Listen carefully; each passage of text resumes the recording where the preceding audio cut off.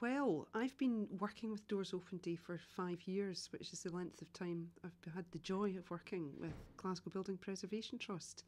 And so I've had 5 years of experience of the delivery of it. And one of the things that strikes me about it is that it's one of those great things to be involved in, because it's all about good humour, volunteering and enthusiasm. Could you tell us a little bit about what GBPT does and how its role fits in alongside Glasgow Doors Open Days? Yeah. The main aim of our mother organisation, the Trust itself, is to save historic buildings in the city.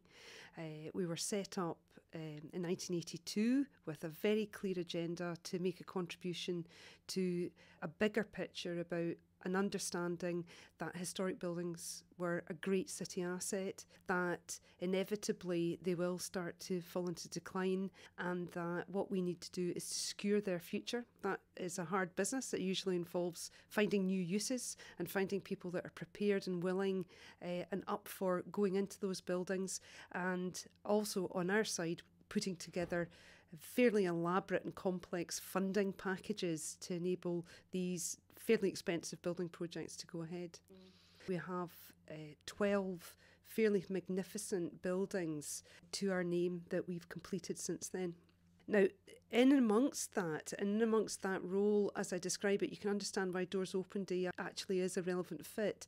Our organisation has to know a great deal about the built environment, and when the first Doors Open Day ideas were filtering through into Scotland, the feeling was that our trust would be a good trust to take on rolling out the first Doors Open Day in Glasgow. And at that time, there was an awful lot happening in the city. There was the City of Culture, City of Architecture, these initiatives.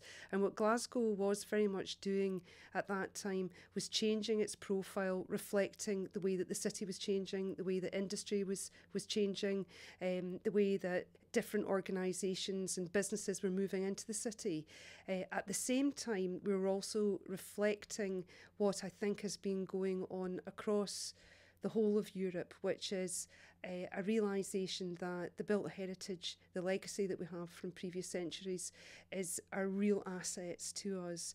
And if you're thinking in terms of the way that we think, which is very much about a very broad urban agenda, we have a very clear niche in there in and around historic buildings, but we're engaged in a very broad urban agenda. That part of that urban agenda is about a mass collaboration in and around our legacy, our heritage, and interpreting, explaining that, and most of all, enabling people to enjoy and celebrate it. Mm-hmm. And what is it, do you think, about Scottish built heritage, or perhaps Glaswegian built heritage, that is worth valuing so much? Well, in Scottish terms, first of all, we have our own unique set of different building styles, from Aberdeen, to Fife, to Edinburgh, Edinburgh's fantastic new town and its medieval core, to a city like Glasgow, which represents really the zenith of Victorian contribution to built legacy. We have also some remnants of medieval past in the city. We have a fabulous medieval cathedral, which is one of the finest in Scotland, and we have some, although not as many as we would like still to have, some Georgian remnants. So for us, very much what we endeavour to do is to explain all of that. But the other thing that is important about Glasgow, although all of that past is very important, we have something which is of international importance, which is the Chancellor Rennie Mackintosh legacy within the city. And some of the very, very best of his buildings are situated in the city, and that's something which we want to help in the interpretation of, increase the understanding of his importance and his significance. And those are the sorts of initiatives that we like very much to use Doors Open Day as a platform for.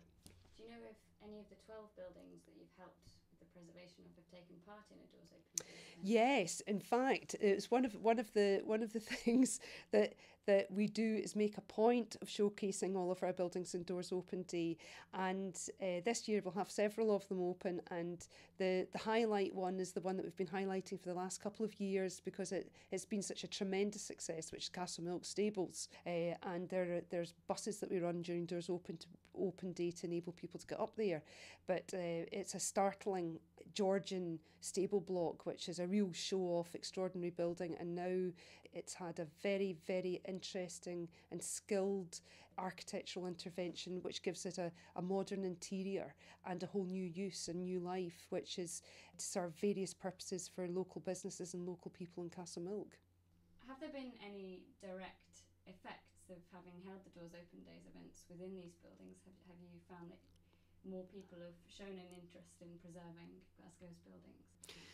Well, I think we would like to think that we have contributed to that, a widening awareness within the city. Although I have to say that Glaswegians, like many big cities, Glaswegians love their own city, they love their own heritage. So it is pushing literally at an open door in that sense, because people know very well what's important to them, and what they really enjoy is an organisation like ours putting together a programme where they can find out more and more, which helps for them understand why the things that they instinctively knew were important to them anyway, why they are. So that process, that discovery process, is very much a common endeavour between, we feel, ourselves and the citizens of the city. If we, when we're putting on Doors Open Day, ever make a mistake about the age of a building or the architect or some facts and figures, people are very quick to put us right, and that's great to have that dialogue and that engagement. Very much a two-way process, very much an event which is about inclusiveness, where we try and cover as far as we possibly can all stretches of the city, always looking for new buildings to showcase that have just been built, and perhaps buildings that have recently been renovated that people would like to get in to see for the first time for ages. So always looking for that, and always looking for interesting new takes and quirkiness. So a good example of that is that this year we've decided to put within our programme a Gates Open Day, which is all about the city's allotments. And the city has always had a great many very popular allotment sites. Many of them fell into a bit of an abeyance for a number of years, but now they're really taking off again. So you've been involved in Doors Open Days for 5 years. Have you seen it change or develop at all over that period? Yes, in my time it has gone through quite a big change, which is we always promoted the event as a weekend event, free opening of buildings over a weekend. But what we knew was that there were a lot of people out there that just wanted to know more. And so what we decided to do was to put on a series of associated events that happened in the preceding week, from the Monday to the Friday in the run up to the Doors Open Day weekend. And that has been a very popular initiative. It's meant that we can encourage others to put on associated events and advertise that in our brochure. And it's also enabled us to promote issues that we care a great deal about, that we think probably other people out there want to know more about. So an example of that might be we've done some special seminars in the last few years on tenements and how to look after them, because it's a very particular set of circumstance for residents of tenements. And obviously in a city like Glasgow, which is a tenement city, looking after our tenants and helping owner occupiers and residents within buildings to be able to do that is a major contribution. So we've taken initiatives like that. We're also did a special event in 2005 because of the Wilberforce Act anniversary. So what we did was we did a special initiative which was about linking up Glasgow's built heritage with the UK's involvement with the slave trade, of which Glasgow played a part. And from that came a book and an iPod walk and a series of heritage walks which links up some of the great streets of Glasgow and links them into that particular past. But since then, we've always put the exhibition that we created on every year, and it's got more and more popular. This year we have special events which are taking place about building preservation trusts and about how organisations like our own act as a catalyst to save buildings and put that together. We also have an interesting talk this year about town planning. It sounds like it's become a lot more collaborative than it was before, working with different people within the city. Certainly, it's about partnerships with communities where they have buildings that they love. Good example of that is Provan Hall, which is medieval building in Easterhouse with a very vibrant Friends of group that put on quite a lot of events there. Their building's going to be one of the buildings that's Doors Open Day, and again about evolving the programme of events. It's a partnership. We'll open the building, we'll do the advertising, and they make the place worth visiting for people. So it's very much it's a two-way street. And if you think about a programme that we have, we've got over 100 buildings open each year, and each one is a mini partnership between us and that building, the building owners, the people that work in the building, volunteers associated with the building. You know, it's quid pro quo. We'll do a thing and they'll do their end, and we know from feedback that sort of common purpose, if you like, is what makes it so very exceptional in terms of atmosphere. People feel they're part of a mass civic happening. What do you think are the economic benefits of an organisation like Doors Open Days?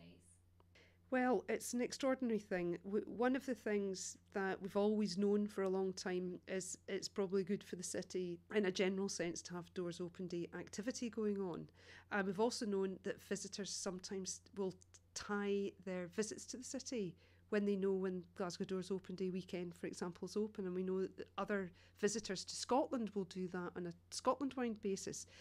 But it's one of those things that we knew, like kind of like motherhood and apple pie was a good thing, but it was always very difficult to measure. And we were very lucky in 2009 because Glasgow City Council decided to commission consultants to do some measures of what the impact of Doors Open Day was on a Glasgow basis. And they found some very interesting things out, one of which was that Doors Open Day, we receive public grant from, we also raise private money for the event, but for every £1 of money that was given to the event by Glasgow City Council and other public agencies, that the event returned £5.85 back into the economy, which is extremely good leverage and a very good return. And it also, for us, bolsters the case why it's a good idea to fund a free event like this, because it is going to have that kind of impact. The other thing that we found out was that when people were coming to the city to do Doors Open Day, that they were the ones that were hanging around for the day, if you like, were spending up to £13 a day in the city, and that there were a large number of people were accompanying with an overnight visit, which also brought a great deal of investment into the city, of sort of to the tune of up to £80 per head. We also found out that one of the things that the event does is that thing which is always undervalued and which needs to be valued in a more recognised fashion, which is the value of volunteering. So for Doors Open Day, as I've already described, there is a great deal of volunteering going on across all these buildings and these events and things that people are volunteering to carry out. And so what we did in 2009 was had a measure of that, and there was 1,387 volunteers involved in the event. And we worked out that if you were to do the maths on this, that it was in-kind support that you would normally have to pay up to sort of £54,000 for if you do that kind of equation. So the volunteers bring this enormous added value to the event. So I think from our feeling about Doors Open Day in terms of the economic impact, we are creating something which is creating this spill out into Glasgow's economy, which is very, very positive. But at the same time, we're doing all of this, and it's a great day out, and people love it, and people enjoy it. And although the event, the the pieces of the event that we put on are free. We know that people are going off and doing associated things, are going to restaurants in the city, getting on buses, doing all these other things, being out and about. So it's kind of soft economics in a way, but it does, we've for the first time proven that there are some hard returns.